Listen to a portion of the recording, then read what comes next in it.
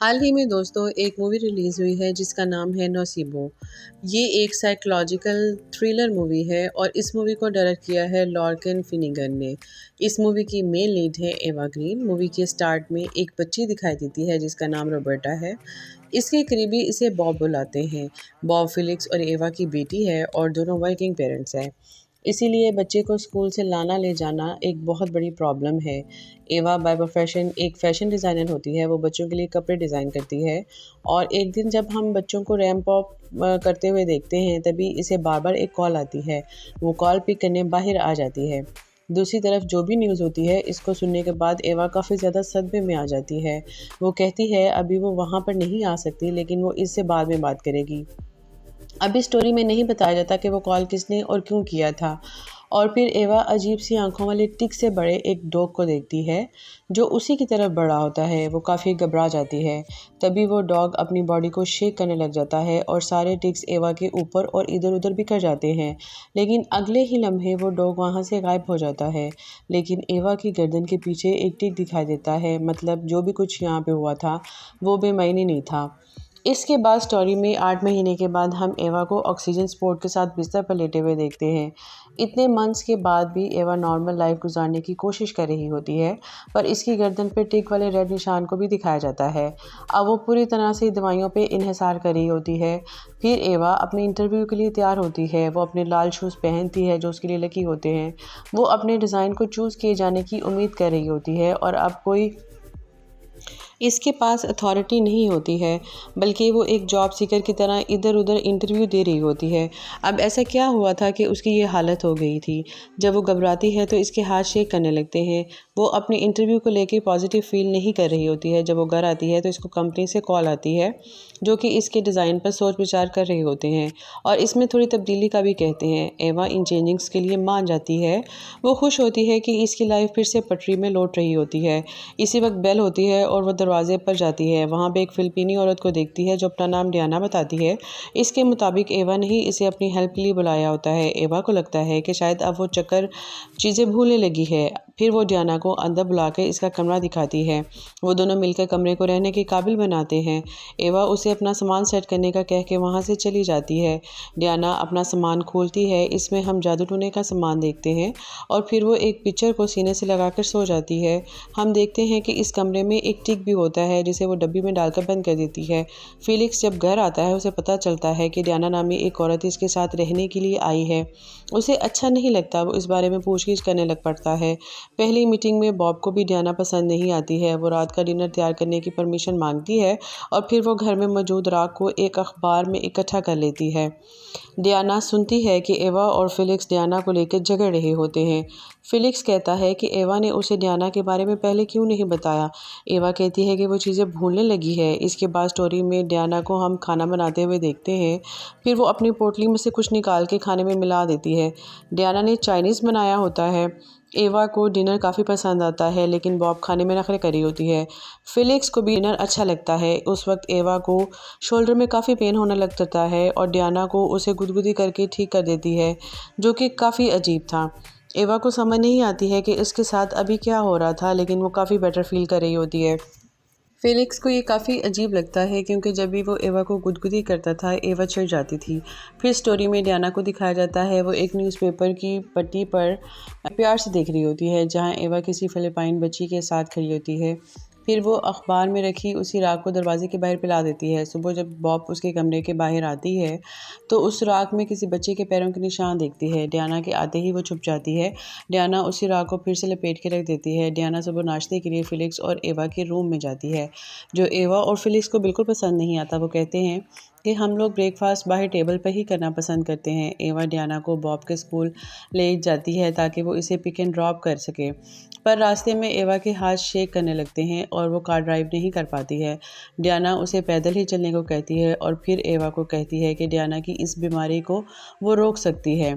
फिर वो मुख्तलिफ़ तरह के एक्सपेरिमेंट करना शुरू कर देती है। वो पानी से भरे जार को एवा के चारों तरफ घुमाती है और वो कहती है कि इसमें मौजूद गंदगी इसके अंदर मौजूद बुराई है, और जब वो पानी साफ़ हो जाएगा एवा के अंदर मौजूद बुरे असरात बाहर निकल आएंगे।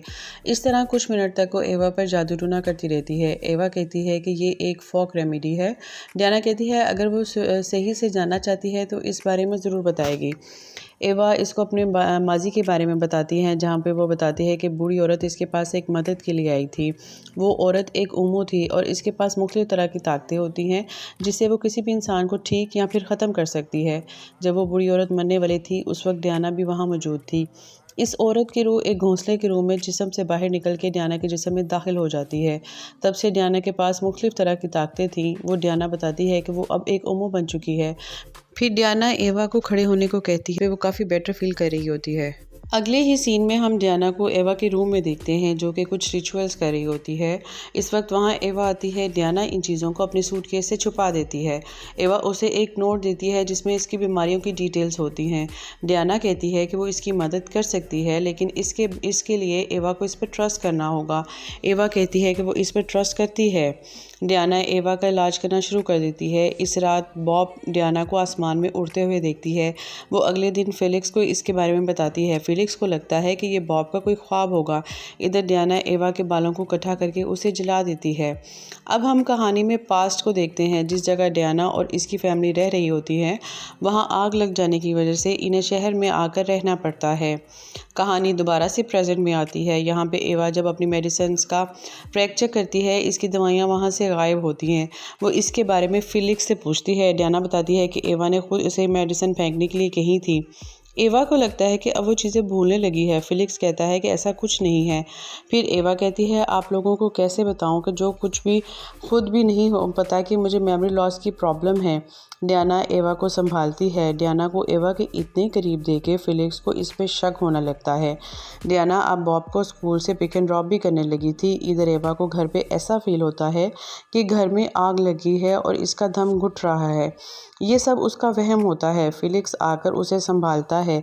रात में फिलिक्स डियाना के कमरे में आता है और वो एवा के बारे में बातें करना शुरू कर देता है। वो नहीं चाहता कि डियाना उसे गुमराह करे। वो एवा के किसी गिल्ट के बारे में भी बात करता है और कहता है कि एवा खुद को किसी बात की सज़ा दे रही है, और डियाना कहती है कि वो एवा की मदद करना चाहती है। फिलिक्स कहता है कि उसे एवा की मदद करने की कोई ज़रूरत नहीं है, लेकिन डियाना फिलिक्स की बात मानने से इनकार कर देती है और फिलिक्स को इसके कमरे से बाहर जाने को कहती है। वो इसे सीढ़ियों से बच के जाने को कहती है।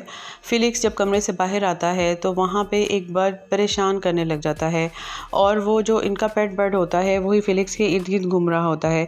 फिलिक्स इस बर्ड को एक थप्पड़ मार के गिरा देता है। अगले दिन डियाना और बॉब इस बर्ड को गार्डन में दफना देते हैं, और इस इंसिडेंट की वजह से डियाना और बॉब अच्छे दोस्त बन जाते हैं। इधर डियाना के इलाज की वजह से एवा काफ़ी बेहतर फील कर रही होती है। डियाना बॉब को कौवे से बातचीत करना सिखाती है और इसे अपने और बॉब के दरमियान एक जैसी चीज़ें देखती हैं। वो देखती है कि जिस तरह इर्द गिर्द के लोग इसे पसंद नहीं करते हैं, वो भी सेम वैसे ही महसूस कर रही होती है। इसकी वजह से बॉब इस दुनिया को भी पसंद नहीं करती है। अभी फिलिक्स डियाना के रूम में शक की वजह से आता है। वहाँ उसे बेड के नीचे से एवा की मेडिसिन्स मिल जाती हैं। डियाना जब घर आती है, एवा उसे मेडिसिन्स का पूछती है। डियाना उसे उस पर पूरा यकीन करने को कहती है, लेकिन फिलिक्स एवा को कहता है कि डियाना खाने में इन्हीं मेडिसिन को मिलाकर तुम्हें देती थी, और एवा को लगता है कि वो डियाना की रेमेडी से ठीक हो रही थी।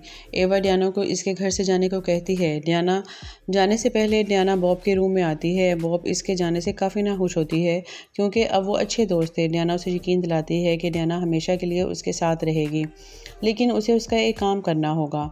फिर डियाना एक एवल मुस्कुराहट के साथ उनके घर से चली जाती है। अगले ही सीन में बॉब और एवा के साथ देखते हैं। बॉब एवा से झूठ कहती है कि इन मेडिसिन को उसने पापा की गाड़ी में देखा था, और डियाना को घर से निकालने के लिए फिलिक्स ने उसे ये झूठ कहा था। दरअसल बॉब ये सब कुछ डियाना के कहने पे कहती है। ये सब करने के लिए एवा और फिलिक्स के दरमियान झगड़ा हो जाता है। फिलिक्स ऊपर वाले कमरे में सोने के लिए जाता है, लेकिन उसे फिर से वहाँ पे एक बर्ड के होने का वहम होता है। वो रीलिंग से नीचे गिर जाता है और इसे चोटें आती हैं, इसलिए उसे एम्बुलेंस के ज़रिए हॉस्पिटल ले जाया जाता है। अगले दिन एवा बॉब का मूड अच्छा करने के लिए बॉब को अपने साथ वर्किंग प्लेस पे ले जाती है। इधर हम डियाना को ज़ोर ज़ोर से ज़ाइलोफ़ोन बजाते हुए सुनते हैं, जो इसने एवा के रूम से ही चुराया होता है। डियाना जितनी ज़ोर से ज़ाइलोफ़ोन बजाती है, एवा को वहाँ पर हर इंसान के फेस पे टिक्स नज़र आते हैं। एवा पागलों की तरह चीखती है, वहाँ पे मौजूद हर इंसान घबरा जाता है। फिर हम डियाना को एवा के घर देखते हैं। डियाना को देखकर एवा खुश हो जाती है। डियाना कहती है इसे जो काम करना शुरू किया था वो ख़त्म करना होगा। फिर हम कहानी में पास्ट को देखते हैं और डियाना को इसकी बेटी के साथ दिखाते हैं। डियाना एक फैक्ट्री में काम करती है। एक दिन वो अपनी बेटी को अपने साथ कपड़ों की फैक्ट्री में ले जाती है और वो फैक्ट्री एवा की ही होती है। एवा वहाँ आती है और आज का काम डबल करने के लिए कह जाती है। इसके साथ ही वो मेन गेट को लॉक करने का भी कहती है, ताकि कोई भी वर्कर यहाँ से कपड़े चोरी करके बाहर ना ले जाए। फिर एवा डियाना की बेटी के साथ फ़ोटो भी क्लिक करवाती है और ये वही फ़ोटो होती है जो एवा के रूम में दिखाया जाता है। एवा मेन गेट को लॉक करवा के वहाँ से चली जाती है। इस फैक्ट्री में काफ़ी गर्मी होती है, जिसकी वजह से डियाना की बेटी को पानी भी पीना होता है। डियाना किसी तरह से मेन डोर का दरवाज़ा खुलवा के बाहर से पानी लेने के लिए जाती है। तभी फैक्ट्री में अचानक से आग लग जाती है और वहाँ पर मौजूद सारे वर्कर्स बाहर नहीं निकल पाते हैं। डियाना की बेटी भी इसी आग में तड़प के मर जाती है और यही खबर एवा को मिली थी जब हम मूवी के स्टार्ट में डॉग को उसके साथ देखते हैं। इसी वजह से डियाना एवा को सब कुछ फ़ील करवाने के लिए ये सब कुछ करती है। डियाना एवा को उसी सिलाई मशीन पर बिठा के उसी फैक्ट्री में लगी हुई आग का महसूस करवाती है और जैसे जैसे उसकी बेटी की डेथ हुई थी, वो देखते ही देखते एवा उस सिलाई मशीन पर बैठे बैठे उसकी सारी बॉडी भी जलने लगती है और वो जलकर राख हो जाती है। इधर डियाना बॉब को गार्डन में ले जाकर ऊपर देखने को कहती है। बॉब भी ऐसा ही करती है। तभी फिलिक्स हॉस्पिटल से वापस आता है और एवा को इस तरह से जला देख के हैरान रह जाता है। फिर डियाना ऊपर से छलांग लगा देती है और बॉब के आगे आके गिर जाती है। फिर वैसे ही डियाना के अंदर से वो बर्ड निकल के बॉब के अंदर चला जाता है। अब बॉब भी डियाना की तरह पावरफुल हो चुकी होती है और डियाना ने बॉब के साथ किया वादा पूरा किया होता है। इसी के साथ कहानी का इख्तिताम हो जाता है।